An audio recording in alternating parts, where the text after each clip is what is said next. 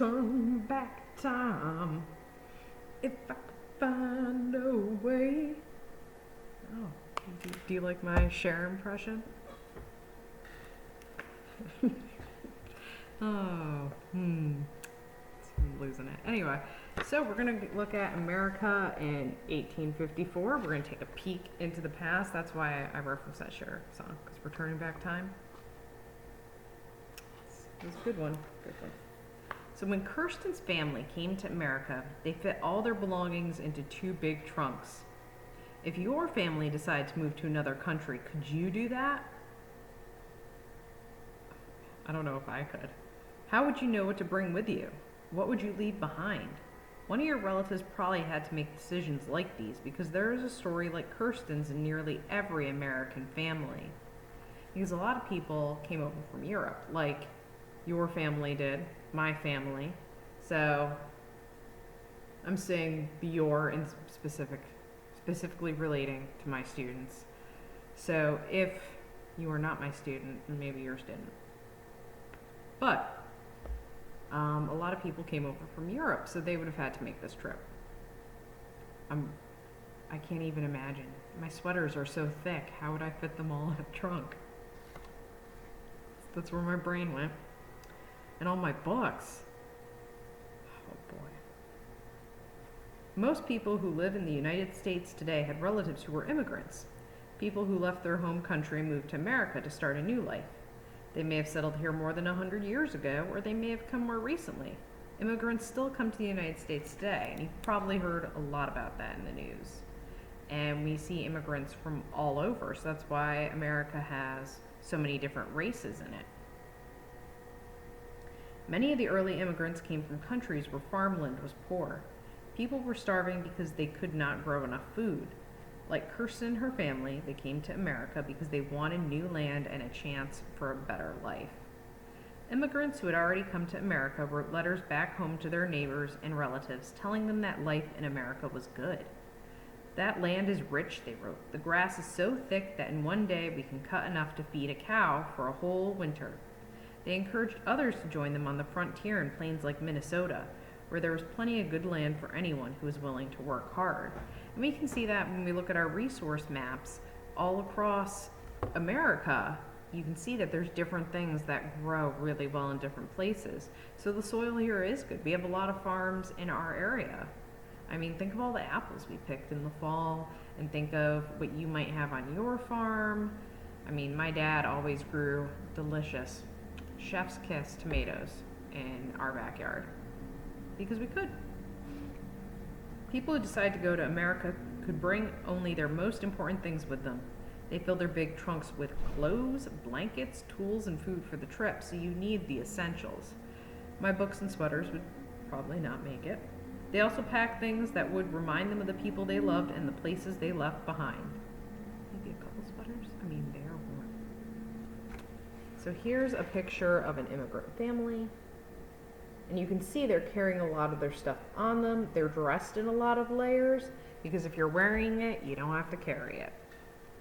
And here you can see a Swedish family reading a letter from relatives in America, which is how Kirsten's family heard from their relatives. And they were like, oh, America, yeah, us too. People who decide to go, where I read that, a woman like Mama might have made room for beautiful cloth that her mother had woven, or for a bowl that her father had carved, or for the wooden molds she always used to decorate butter or cheese. What do you think a girl like Kirsten might have squeezed in? Probably her doll. Maybe something to remember Marta by. So there's some things. There's trunks and other things. And here, I didn't even look at this picture before I held the camera, but you can see that they're moving across the country. They don't have a ton of room to put their stuff. It's just that cart. When their trunks were finally packed, the family had to travel to a port city and wait until a ship like the Eagle was ready to sail for America. These ships were filled with cargo like lumber and iron, so there was only a small space on them for people. Immigrants traveled in a part of the ship called steerage. People in steerage were cramped and uncomfortable. The ceiling was so low that a man couldn't stand up straight. There were no windows for light or fresh air. There were no bathrooms, and it was hard to get clean water for drinking or washing. Families slept on narrow wooden bunks that were covered with straw. Often 2 or more people shared a bunk that was smaller than your bed is. So you can see here's a illustration of steerage because they didn't have cameras. Didn't have cameras on the steerage boats to get pictures. But it was not comfortable, but people really wanted to get to America so they could have a better life. So for them, it was worth it. Usually a mother cooked her family's meal on the ship's deck. At the beginning of the voyage, a family's food was fresh.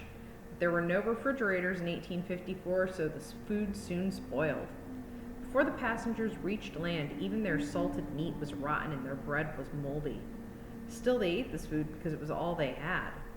When Kirsten came to America, a very fast ship would sail across the ocean in 6 weeks.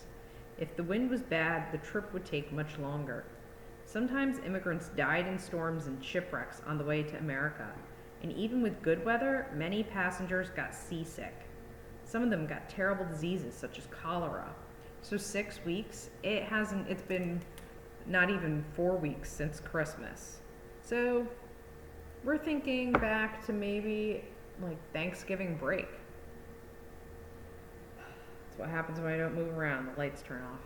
But so we're thinking back to Thanksgiving break. So it's been that long, and they would have been on a boat this whole time in these uncomfortable conditions, eating food that's not good anymore.